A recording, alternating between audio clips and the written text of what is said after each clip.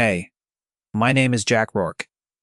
The last person I expected to ask me for a favor was the woman trying to put me out of business.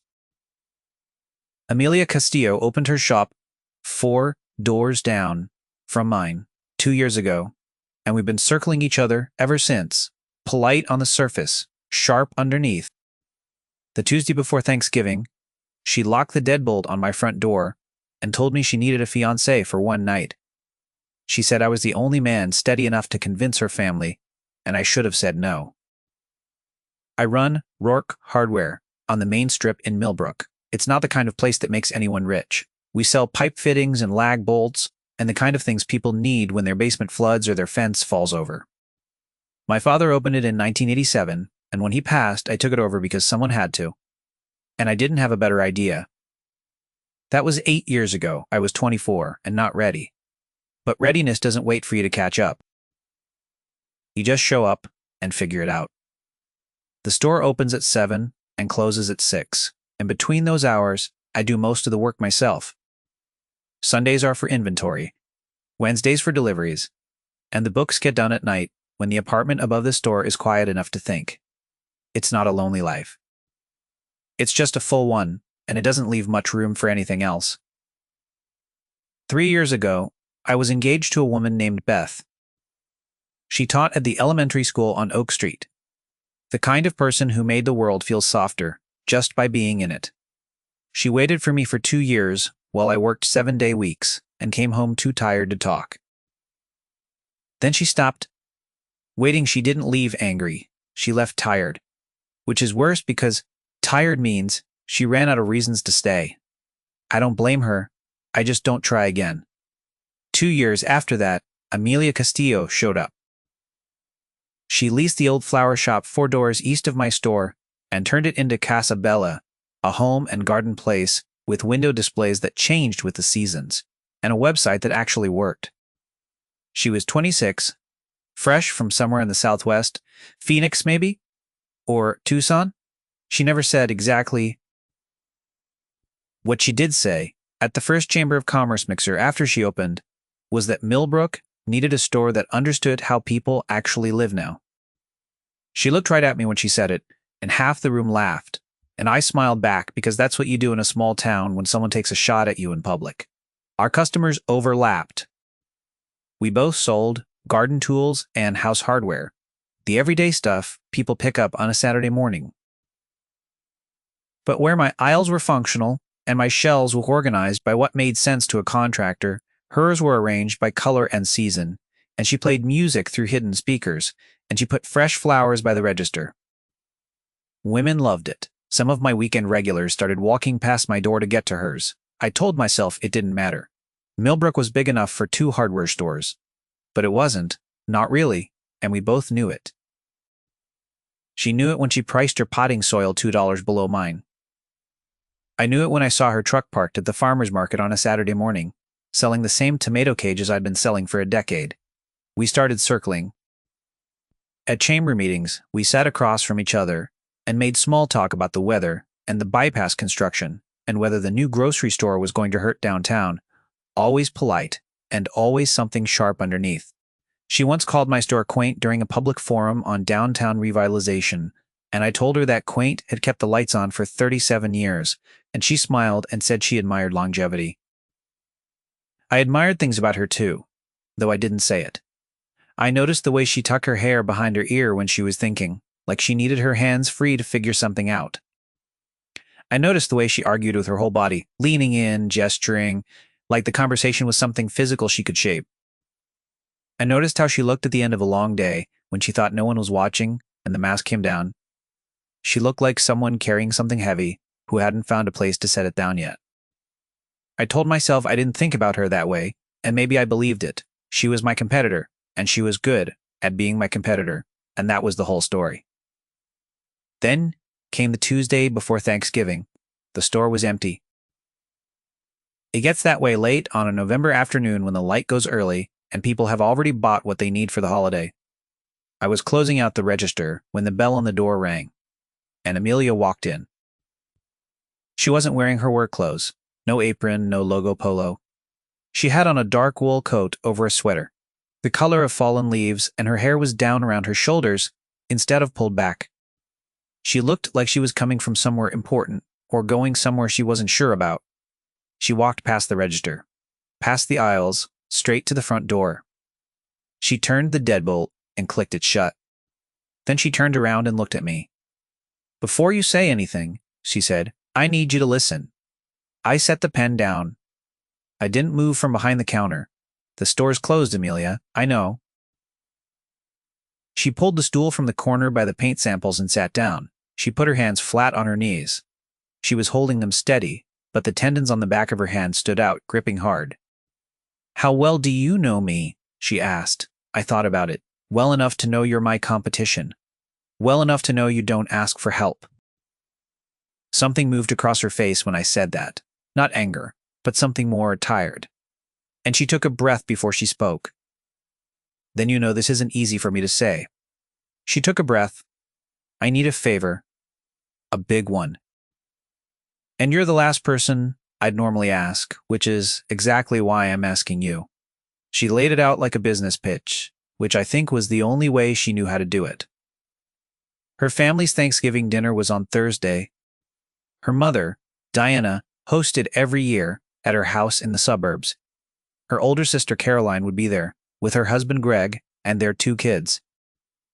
Her younger sister Sophia would be there with her husband Daniel, who was a corporate lawyer and thought small business owners were charming, the way a child with a lemonade stand is charming. Her father had left when she was 16, and her mother had raised 3 girls on a teacher's salary and never once let them forget what that cost. Every year, Diana asked Amelia the same questions. "Why are you still single? When are you going to settle down? Isn't the shop enough yet?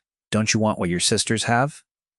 And every year, Amelia gave the same answers, and every year, the answers weren't enough.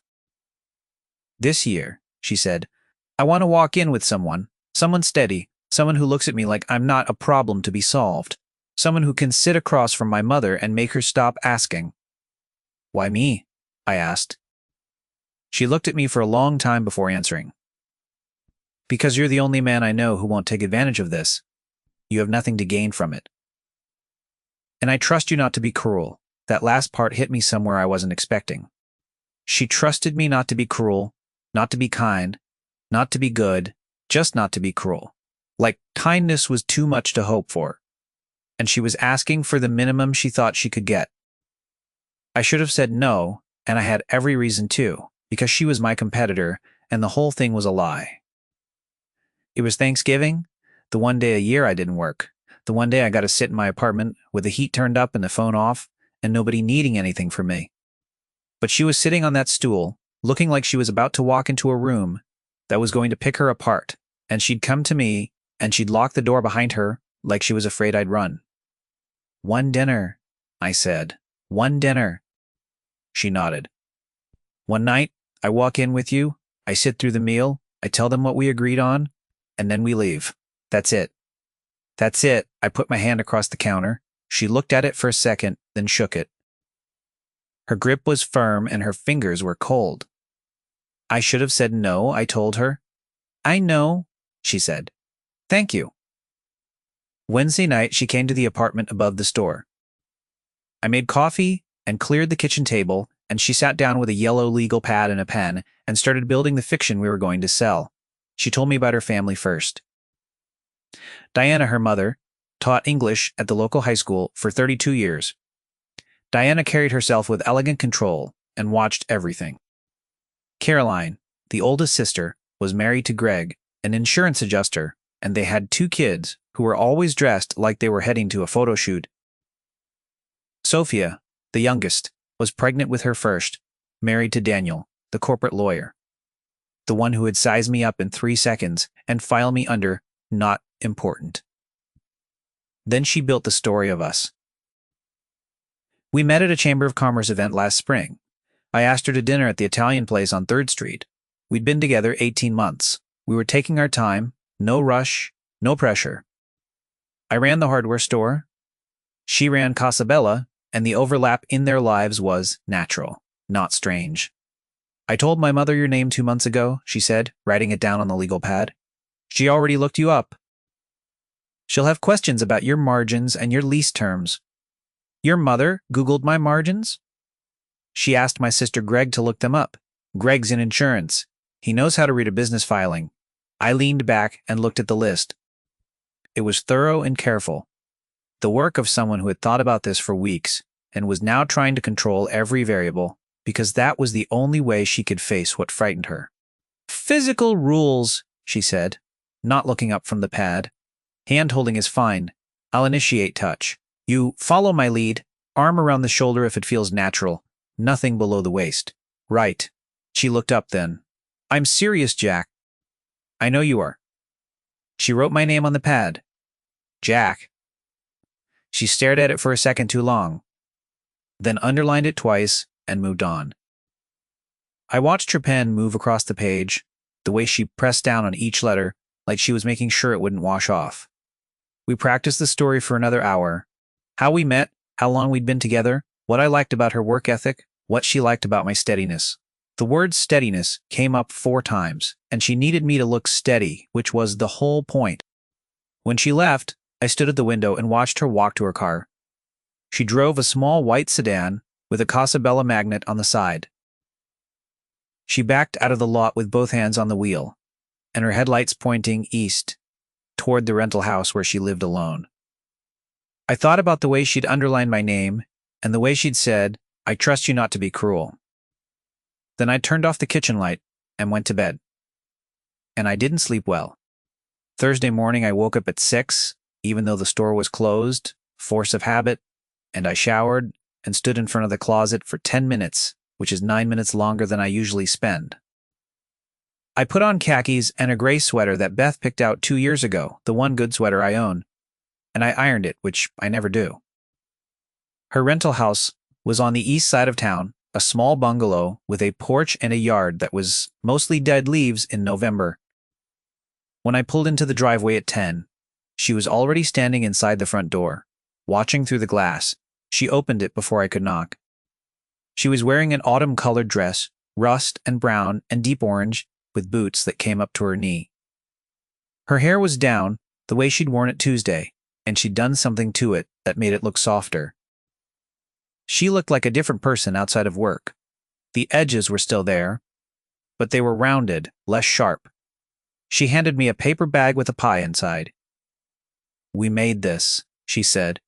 You helped with the crust. You're proud of it. Don't forget. I helped with the crust, I repeated. Say it like you mean it. I helped with the crust. She almost smiled. Close enough. Her mother's house was an hour and a half away, in a suburb north of the city. The drive started quiet. She sat in the passenger seat with her hands in her lap and looked out the window at the gray November fields. After 20 minutes, she started the briefing. Her mother would inspect me at the door. Caroline would test me at dinner. Sophia was kind, but she watched everything. Greg was fine, just there. Daniel was the one to watch, the lawyer who thought small business was a hobby for people who couldn't hack it in the real world. Daniel's going to ask about your revenue, she said. Don't inflate it. He'll know if you do. Just tell him the truth and let him be unimpressed. Comforting. He's unimpressed by everyone. Don't take it personally. Somewhere around the halfway point, her hand drifted toward the center console. She looked at it, then at me, then pulled it back to her knee. I should probably touch you at some point, she said. They'll expect it. I reached over and set my hand on top of hers. Her fingers were cold. She gripped back, hard, like she was holding on to something that might pull away.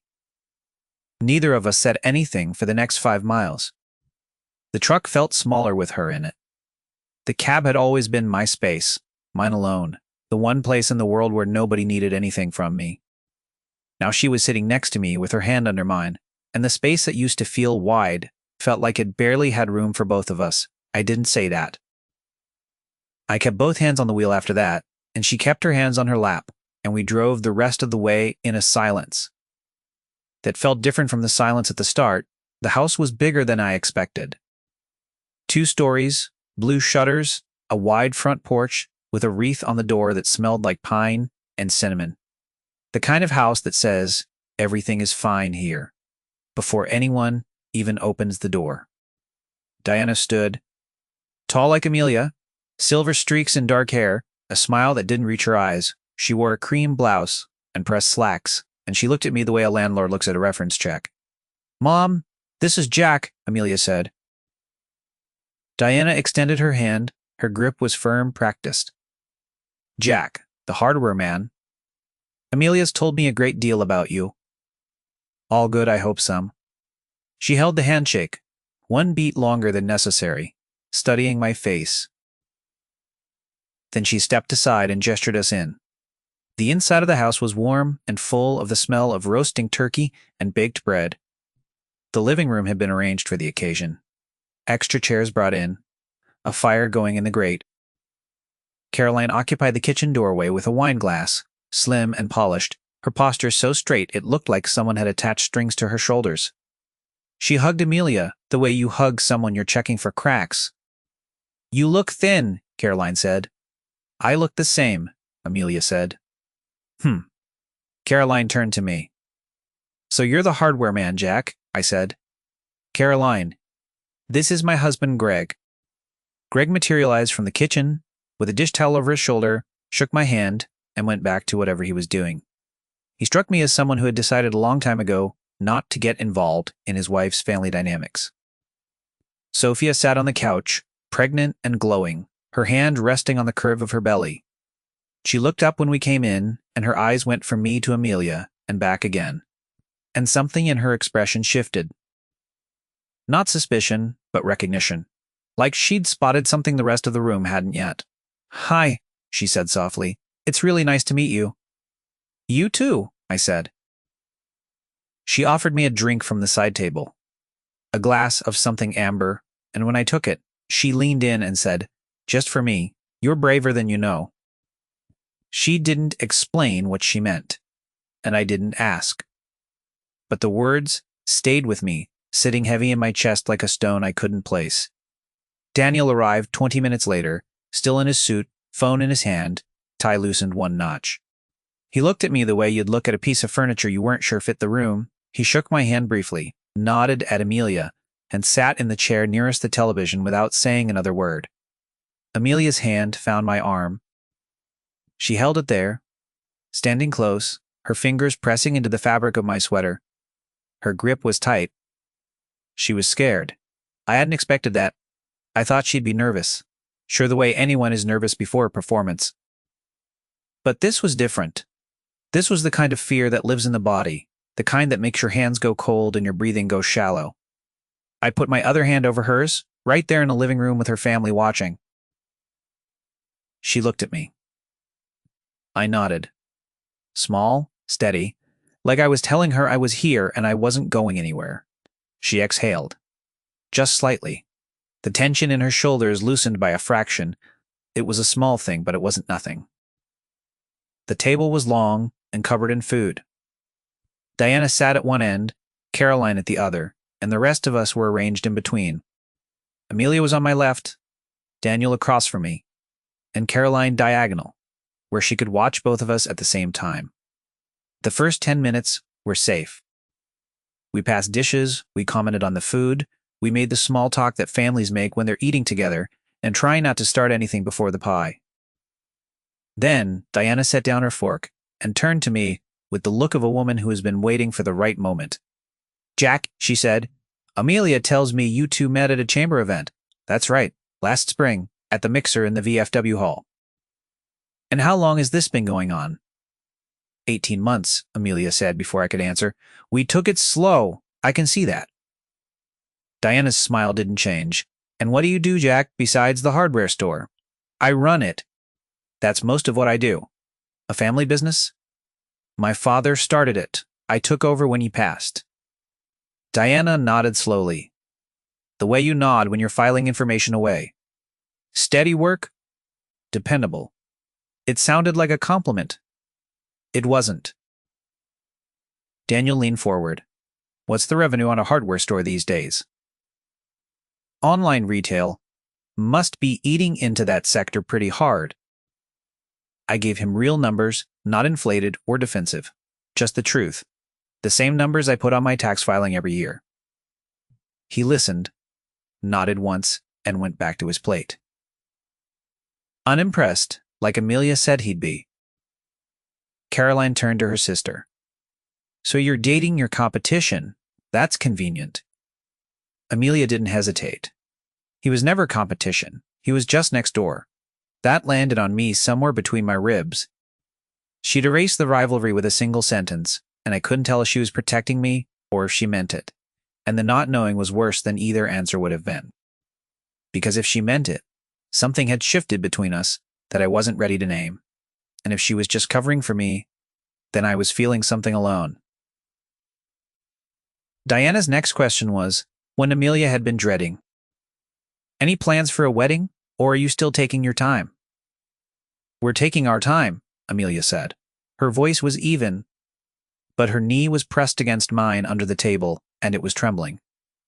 Under the table, her hand found my knee. She squeezed. I put my hand on top of hers and held it there. Her fingers were cold again, and her grip was tight, and I could feel the fine tremor running through her. Sophia spoke up from her end of the table, pregnant and quiet and watching. Jack, she said, what do you like about Amelia? The table went silent. Every pair of eyes shifted to me. Amelia's grip on my knee tightened. I thought for a second. Then I said, she doesn't quit. The room stayed quiet. I've watched her work for 2 years, I continued. She shows up early and stays late, and she never asks anyone to carry what she can carry herself. I respect that more than anything. The table was still. Amelia's grip on my knee went tighter, then released. Her eyes were bright, not wet, not yet, but close. She was looking at me like she was hearing something she hadn't expected, and the surprise on her face didn't look like acting. Caroline picked up her wine glass. Diana nodded again, slowly. Sophia smiled into her plate. Daniel said, admirable, and the word was flat, and it didn't matter, because Amelia was looking at me and her hand was on my knee, and neither one of us was pretending anymore. After dinner, while Diana and Caroline cleared the table and Greg loaded the dishwasher, Amelia slipped out the back door. I watched her go, and then I followed. The backyard was small and cold. Leafless trees along the fence line, a wooden porch with 2 Adirondack chairs facing the dark. She was sitting in one of them, arms wrapped around herself, breath coming out in pale clouds. I stood in the doorway for a second. The light from inside fell across the porch in a yellow rectangle, and she was just outside it, sitting in the dark. Then I stepped out and closed the door behind me and sat in the other chair. The cold hit me right away. I hadn't brought my jacket. I'd left it inside, draped over the back of the chair where I'd been sitting at dinner. She spoke first. You were good in there. Better than I expected. Thanks, I said. You were terrible, she laughed. Not the controlled, careful laugh she used at chamber meetings. This one broke out of her like something she'd been holding down, surprised and unguarded, and too loud for the quiet yard. She covered her mouth with her hand, and her eyes went wide, and she looked at me like she couldn't believe that sound had come from her. I'd never heard her laugh before, not like that, not real. The silence that followed wasn't awkward. It was the kind of quiet where 2 people are thinking the same thing, and neither one wants to be the first to say it. She talked first. About her father. He left when she was 16, just gone one morning, no note, no forwarding address. Her mother raised those 3 girls alone after her father vanished, and every sacrifice became a ledger entry and every favor a debt. Diana measured her daughters against a standard Amelia could never reach, not because Amelia fell short, but because the standard kept shifting. I thought if I built something on my own, a real business, something I made with my own hands, they'd stop asking when I was going to settle down, she said. But they just found new things to pick apart. The shop's not big enough. The shop's too much work. The shop is why you don't have time for a real life. She pulled her coat tighter. A real life. Like Caroline's real life. She married a man she doesn't talk to, and they have 2 kids who are dressed like dolls, and she hasn't had an original thought since the Clinton administration. I didn't say anything. I just listened. Sorry, she said. That wasn't fair. Probably true, though. She almost smiled again. Then the smile faded, and she looked out at the dark yard, and she said, Why did you say yes? I thought about it. I thought about saying it was because I didn't have plans, or because I felt sorry for her, or because it was just one dinner and it didn't matter. None of those were the real answer. You came to my store and you locked the door behind you. I said you were scared. And you came to me anyway. I couldn't say no to that. She didn't respond right away. She tucked her hair behind her ear the way she does when she's thinking, and the gesture was so familiar from 2 years of watching her across the street that it hit me somewhere deep and unexpected. I told her about Beth. Not all of it, but enough. The engagement, the long hours, the way she left, not angry but tired, the way I stopped trying after that because the store was safer than another person who might decide I wasn't worth the wait. Maybe she was wrong, Amelia said quietly. Maybe, but she left, and I'm the one who had to live in the house after. We sat with that for a while. The wind moved through the bare trees. A car passed on the street out front, headlights sweeping across the fence. She shivered. I stood up and went inside and got my jacket from the chair. When I came back out, I put it around her shoulders. She looked up at me. I looked at her. She leaned into me. Just her shoulder against mine, the lightest pressure barely there. I didn't move away. My heart was pounding, and my hands were steady, and I didn't know what that meant, that contradiction, that split between what I felt and what I showed. Thank you for this, she said. I know, I said. Not you're welcome, just I know. Because I did. I knew what it cost her to ask. I knew what it cost her to sit next to me and lean in and let someone else carry something. For once inside, the kitchen light went on. I could hear Sophia's voice, low and warm, talking to someone. Through the window, I saw her glance out at the porch, at the 2 of us sitting side by side in the dark. She didn't say anything. She just looked, and then she turned back to whatever she was doing. We stayed out there until the cold drove us in. When we stood up, she gave me back the jacket, and her hand brushed mine as she passed it over, and neither of us pulled away fast. Walking back into that house, into the light and the warmth and her family's eyes, I felt something shift in my chest that I couldn't name yet, something that would have to be dealt with once the pretending stopped and we had to face what was left. Diana insisted we stay the night. The house was full, the table was cleared, and the roads were dark, and she wasn't going to let her daughter's fiancé drive an hour and a half home on Thanksgiving. She said fiancé with a slight emphasis, like she was testing the word for weight. Amelia said we'd figure it out, and her voice was steady enough, but her eyes gave her away. The guest room was small. 1 bed with a white quilt, 1 window looking out at the backyard, where we'd sat, 1 chair by the window, 1 lamp on the nightstand. She took the chair and pulled the quilt off the bed and wrapped it around herself, and I lay down on the mattress and stared at the ceiling. You take the bed, I said. You're already in it. I can move. Go to sleep, Jack. We argued about it for another 5 minutes, the way 2 stubborn people argue about something that doesn't matter, because the thing that does matter is too big to touch. She won. I pulled the spare blanket from the closet and covered her with it, tucking it around her shoulders the way you tuck in a child, and she let me, which surprised both of us. She fell asleep, in the chair with her head against the window frame, her breathing slow and even. I lay in the bed and listened to the house settle around us, the creak of the pipes, the distant sound of Sophia and Daniel in the room down the hall, the tick of the radiator under the window. I lay there thinking about the drive, the dinner, the porch, about her hand on my knee, and the way she'd laughed, and the way she told me about her father, and the way she'd leaned into my shoulder like it was the most natural thing in the world. I thought about how she'd underlined my name on the legal pad and stared at it too long. This was supposed to be one night, a favor, a transaction, a performance with a beginning and an end, and after the end, We'd go back to our stores and our separate lives and the careful distance we'd kept for 2 years. But the distance didn't feel careful anymore.